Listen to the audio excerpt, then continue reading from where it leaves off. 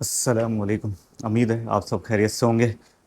तो आज की वीडियो बनाने का मकसद ये था कि तो मैं आप लोगों को बता सकूं जो मैंने चीज़ें फेस की हैं और जिस चीज़ के लिए मैं परेशान लगा रहा। आप लोग भी सोच रहे होंगे कि इसकी नई वीडियो अपलोड क्यों नहीं है और इसमें काफ़ी लेट कर दिया हुआ है। तो मेरा मकसद इसी वजह से ये वीडियो बनाने का था ताकि मैं आपको आगाह कर सकूं, बता सकूं इतना लेट क्यों हुआ है। तो असल में ये था मेरा प्लान कि कुछ मैंने वीडियोस अपलोड कर दी हुई थी और कुछ बाकी थी।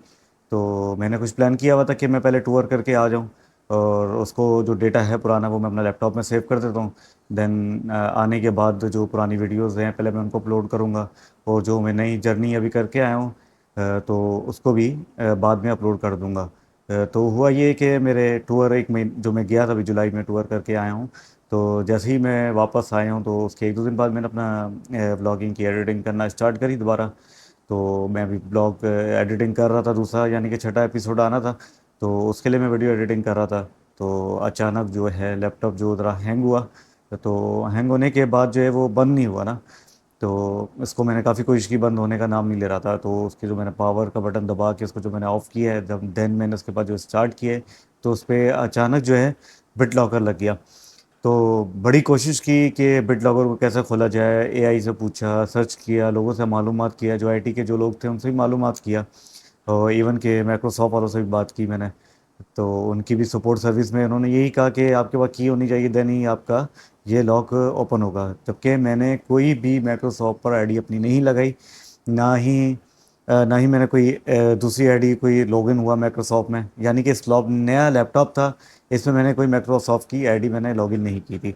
यानी कि जो नॉर्मली मैंने जीमेल की जो आईडी थी वही मैंने लॉगिन की, जो न्यू न्यू क्रिएट की थी मैंने लैपटॉप पे, वह वही थी। तो तो हुआ ये कि फिर बिट लॉकर की जो है मुझे किसी भी अकाउंट में नहीं मिली। मेरे मेरे इवन के जो माइक्रोसॉफ्ट के पुराने अकाउंट थे जो बने हुए थे मेरी जीमेल एड्रेस पे थे, मैंने वो चेक किए। अपने मोबाइल एड्रेस, मेरे मोबाइल जो नंबर पे था मैंने वो चेक किए, इवन के उसमें भी नहीं मिला।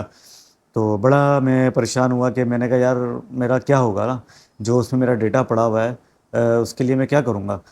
तो जब मैंने कमांड डाल के वो जो चेक किए हैं अपने इसके अंदर लैपटॉप में देखा है, तो मेरी सी ड्राइव भी मेरी लॉक थी, मेरी डी ड्राइव भी मेरी लॉक थी। तो जिसके लिए मैं इतना परेशान होता रहा कि अब यार क्या होगा, ये तो डी पे भी लग गया है, जबकि डी पे ही सारा मेरा ना डेटा पड़ा हुआ था। तो डी पे ही मेरा सारा डेटा पड़ा हुआ था, उस पे भी लॉक लगा हुआ था इवन।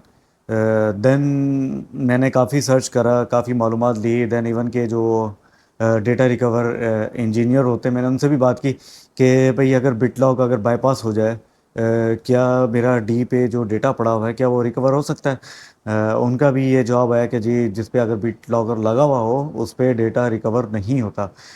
इवन के जो भी मार्केट में जो थे कंप्यूटर वाले उनसे भी मैंने मालूमात की, बातचीत की, उन्होंने भी इवन यही कहा कि इसका कोई हल नहीं है। इसका की होगा तो आपको पास ओपन होगा लैपटॉप आपका, वरना नहीं होगा, की होना चाहिए।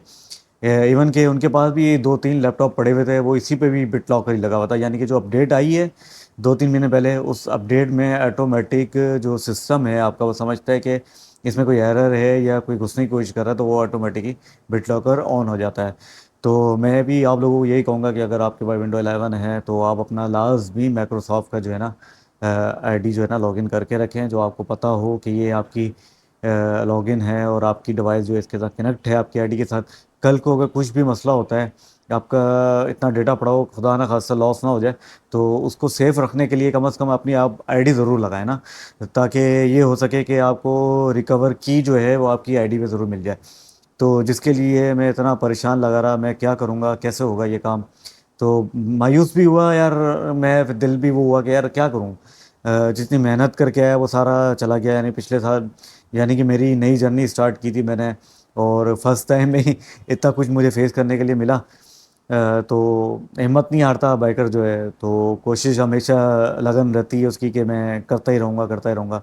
इंशाल्लाह ये तो एक ज़िंदगी का हिस्सा है, पार्ट ऑफ लाइफ है कि इंसान की कभी कुछ ना कुछ होता है।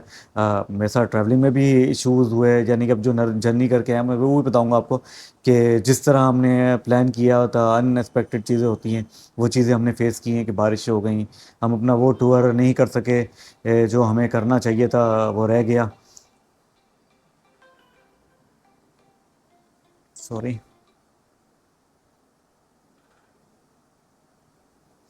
जो मैंने प्लान किया हुआ था, सोचा हुआ था कि इस तरह जाऊंगा, ये चीज़ें करनी है, तो बारिश की वजह से, यानी कि जो कुदरती जो आती हैं चीज़ें, उनको तो इंसान रोक नहीं सकता। तो वो चीज़ें भी फेस करनी पड़ी है, इंशाल्लाह वो भी आपको आगे व्लॉग्स में नज़र आएगा। तो यही है कि फिर मैंने हिम्मत करी कि भाई मायूसी जो है, इंसान मायूस नहीं होना चाहिए, मायूसी जो है कुफर है। तो ये तो एक पार्ट ऑफ लाइफ है कि इंसान के साथ ये चीज़ें होती रहती हैं, अप एंड डाउन आते रहते हैं। तो इंसान को हिम्मत नहीं हारनी चाहिए। इंशाल्लाह अब जो आने वाले जो होंगे, इंशाल्लाह व्लॉग्स होंगे, वो आपको बहुत अच्छे मिलेंगे। उम्मीद भी पूरी ये है कि आपको मैं अच्छे से अच्छा दिखा सकूँ ना। तो अब मेरा प्लान यही है कि मैं अब नई वीडियो अपलोड अपलोड करूँगा। जो रह गई हैं पीछे, उनको भूल जाना चाहिए। तो अब जो नया व्लॉग है वो इंशाल्लाह आपको जल्द देखने को मिलेगा। बहुत शुक्रिया, अपनी दुआओं में याद रखिएगा और लाजमी सपोर्ट कीजिएगा। आप लोगों का सपोर्ट की बहुत ज़रूरत है। अल्लाह हाफिज़।